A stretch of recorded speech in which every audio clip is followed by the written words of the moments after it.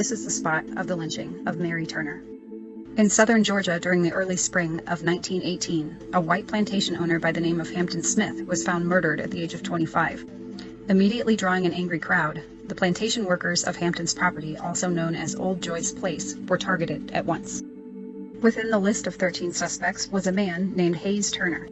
Born in 1892, Hazel Hayes Turner was a 19-year-old farm laborer who was married to a young woman named Mary Hattie Graham.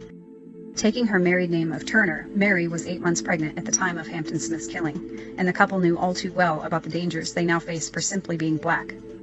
Within just 3 days of Smith's untimely death, Hayes Turner was one of many who were captured by police and arrested as a suspect. Little did Turner know, but a plantation worker named Sidney Johnson was already being looked at as the main suspect, not Turner.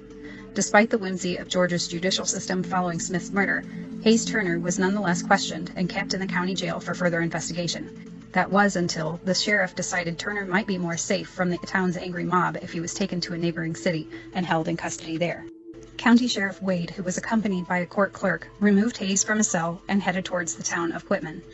Hayes never made it. At some point, Sheriff Wade stopped the vehicle en route as a mob of 40 white men blocked the road.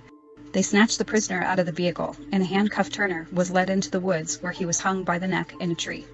His body stayed there from Saturday to the following Monday, when he was finally cut down, and his corpse was buried no more than 50 feet from the tree where he was murdered.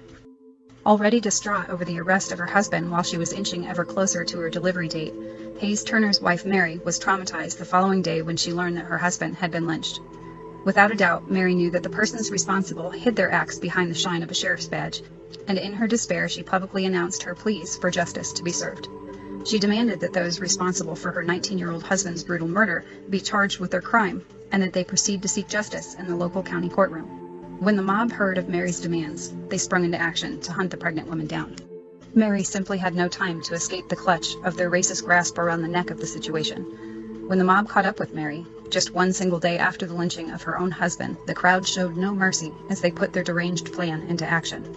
First, the crowd of white mobsters took her to Folsom Bridge. A tree hung just over the water on the banks, and that was where they decided to throw their rope. They tied the pregnant widow's feet together tightly and began to hoist her off the ground feet first. As Mary Turner dangled from the tree upside down, she began to scream in pain and cried for mercy over the life of her unborn child. The mob would have none of it. They then began throwing buckets of liquid on Mary, which were filled with motor oil and petroleum from their vehicles. With a gas-soaked face and her clothing that was dripping with the flammable combination, a match was lit. As Mary's hair caught fire, she screamed in agony. Her cries fell on deaf ears as a member of the mob approached her writhing in pain. He pulled out a knife, yanked her layered house dress off to expose her abdomen, and with a brutality that is incomprehensible, the man sliced Mary's stomach open with jagged sawing motions, and he removed her infant baby by letting it drop to the ground, where it made 2 small cries. As Mary bled to death hanging upside down from the tree, her first interaction with her baby was watching that same man stomp repeatedly on her infant's head with the heel of his boot, killing it instantly. Within minutes, Mary Turner and her baby were both dead. The mob then cut her down, put the rope around her neck, and hung her lifeless corpse from the same branch of the tree that extended just over the water in front of the bridge. The crowd riddled what was left of the woman with bullets for hours, inflicting hundreds of bullet holes into her body. There, she remained for some time. The only thing marking her grave when she was finally cut down was an empty whiskey bottle with a congratulatory cigar stuffed into the neck.